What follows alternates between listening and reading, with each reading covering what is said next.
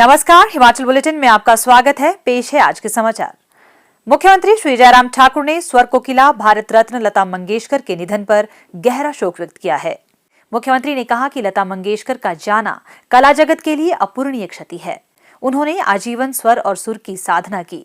कला क्षेत्र में उनका अनुकरणीय योगदान कला जगत से जुड़े समस्त कलाकारों को सदैव प्रेरित करता रहेगा। मुख्यमंत्री ने अपने शोक संदेश में कहा, हम सबके लिए बहुत ही दुख का विषय है कि स्वर कोकिला और भारत रत्न लता मंगेशकर जी आज हमारे बीच में नहीं रही।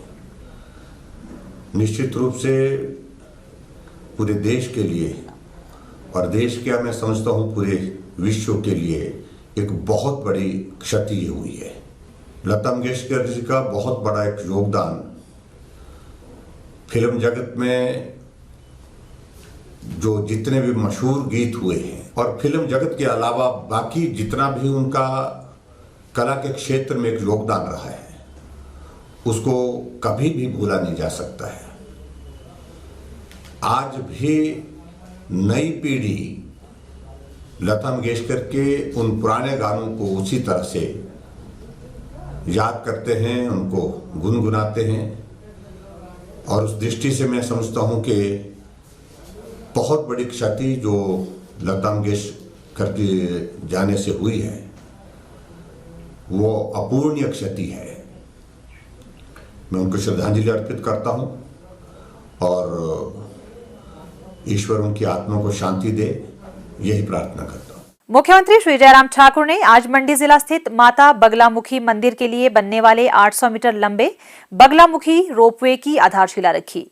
यह रोपवे राज्य का पहला रोपवे है जिसका निर्माण ग्रामीण क्षेत्रों को रोपवे से जोड़ने के लिए भारत सरकार द्वारा स्वीकृति मिलने के बाद नाबार्ड के वित्त पोषण से किया जा रहा है। श्री जयराम ठाकुर ने बाखली में लोगों को संबोधित करते हुए कहा कि इस रोपवे का निर्माण 50 करोड़ रुपए की लागत से 1 वर्ष के भीतर किया जाएगा।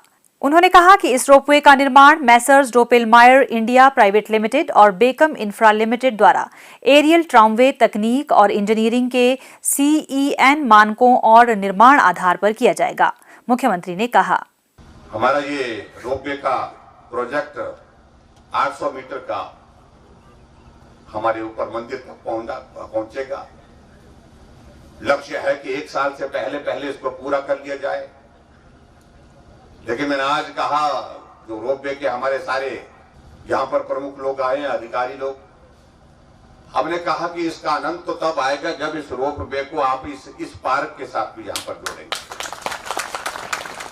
एक फेज वहां से जाकर के मंदिर तक हो लिया, लेकिन मंदिर में आने वाला जो हमारा नेशनल हाईवे का जो टूरिस्ट जब उस पर आएगा वहां से यहाँ पर भी आकर के कुछ वक्त गुजारेगा उसको और भी ज्यादा जो है वो आनंद आएगा, क्योंकि ये जगह बिल्कुल चारों तक जो है वो यहाँ पर पानी है और बीच में ये छोटा सा एक ये हमारे पास ये टापू है जहाँ पर लोग आकर के इसका भी आनंद ले सकते हैं।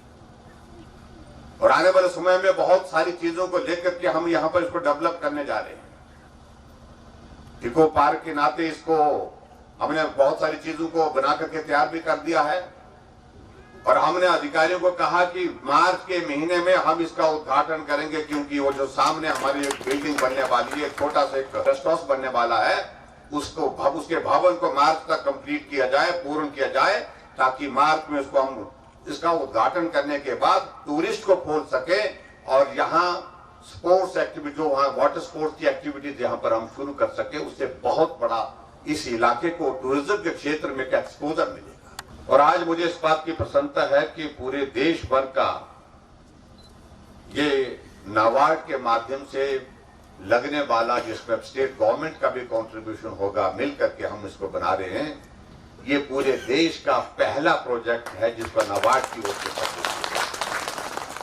उन्होंने कहा कि इस रोपवे के एक हिस्से का निर्माण द्रंग विधानसभा क्षेत्र और दूसरे हिस्से का निर्माण सिराज विधानसभा क्षेत्र में किया जाएगा। मुख्यमंत्री ने कहा कि राज्य सरकार ने केंद्र को वित्त पोषण के लिए 4 रोपवे भी national highway logistic management limited को भेजे हैं।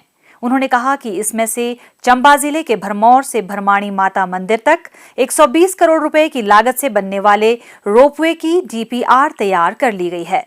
उन्होंने कहा कि इसके अलावा कांगड़ा जिले में 605 करोड़ रुपए की लागत से बनने वाला पालमपुर, थातरी, चौगान, जिला कुल्लू में 200 करोड़ रुपए की लागत से बनने वाला बिजली महादेव और जिला सिरमौर के शिरगुल महादेव मंदिर से चूड़धार तक रोपवे शामिल है।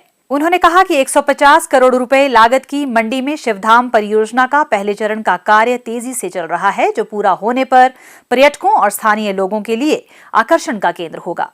मुख्यमंत्री ने पंडोह में इंडस्ट्रियल एस्टेट पंडोह के प्रथम चरण का भूमि पूजन भी किया। यहां लगभग 30-35 शेड बनाए जाएंगे, जिसमें मुख्य रूप से हथकरघा और फैशन डिजाइन को प्राथमिकता दी जाएगी। मुख्यमंत्री ने कहा, आज हमने पंडोह में एक और काम इंडस्ट्रियल एरिया का फेज 1 का जो है भूमि पूजन आज हमने किया है, और ये भी हमारे इस इलाके के लिए खासतौर से एक बहुत बड़ी कंट्रीब्यूशन, बहुत बड़ा एक आने वाले समय में एक रास्ता होगा विकास की राह पर आगे बढ़ने का। लगभग 12 बीघा से ज्यादा जमीन वहां पर उद्योग विभाग के नाम पर हमने की है, और उसके बाद वहां पर लगभग 30 से 40 छोटे इंडस्ट्रियल यूनिट्स वहां पर हम स्थापित करने की प्लानिंग कर रहे हैं। चाहे वो फ्रूट प्रोसेसिंग की बात है, चाहे वो हमारे हैंडलूम से जुड़े हुए, फैशन डिजाइन से जुड़े हुए अलग अलग प्रोजेक्ट्स हैं, लेकिन उस इलाके को डेवलप करके वहां पर इंडस्ट्रियल एक्टिविटी वहां पर शुरू हो सके, उस दृष्टि से हमने आज इसकी शुरुआत की है। और मुझे पूरा भरोसा है कि आने वाले समय में निश्चित रूप से उसका लाभ हमको मिलेगा, क्योंकि प्राइवेट सेक्टर का इन्वेस्टमेंट में मुझे लगता है कि हिमाचल प्रदेश में डेवलपमेंट को एक बहुत बड़ा सहयोग दे सकता है। और इसलिए हमने सरकार बनने के पश्चात एक प्रयास किया हिमाचल प्रदेश में ग्लोबल इन्वेस्टर्स मीट का, बाहर से लोग आए हिमाचल प्रदेश में आकर के यहां पर इन्वेस्ट करें, ताकि हिमाचल के विकास के लिए वो योगदान दे सके।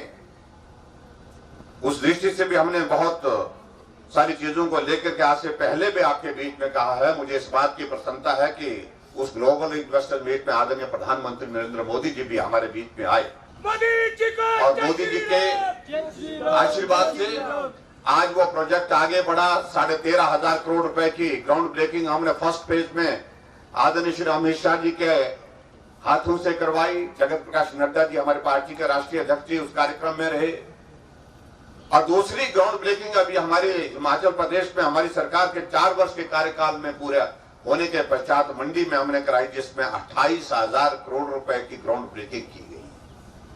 ग्राउंड ब्रेकिंग का मतलब यह है कि काम की शुरुआत की गई, और आने वाले समय में बहुत जल्दी वो प्रोजेक्ट जो है जमीन पर दिखेंगे। छोटा प्रदेश, लेकिन नई तरीके से काम करने की पद्धति को हमने आगे बढ़ाने की कोशिश की है, जिसके माध्यम से हमारे नौजवानों को रोजगार की संभावनाएं भी उसमें मिलेंगी, और उसके साथ साथ में रोजगार के साथ साथ में प्रदेश के विकास में भी ये सारी चीजें अपना कंट्रीब्यूशन देगी।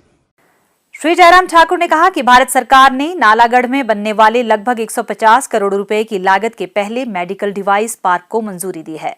उन्होंने कहा कि इस पार्क के लिए भारत सरकार की ओर से 100 करोड़ रुपए का अनुदान उपलब्ध करवाया जाएगा। उन्होंने कहा कि इसमें लगभग 500 करोड़ रुपए का अनुमानित पूंजी निवेश होगा और लगभग 10,000 लोगों को रोजगार मिलेगा।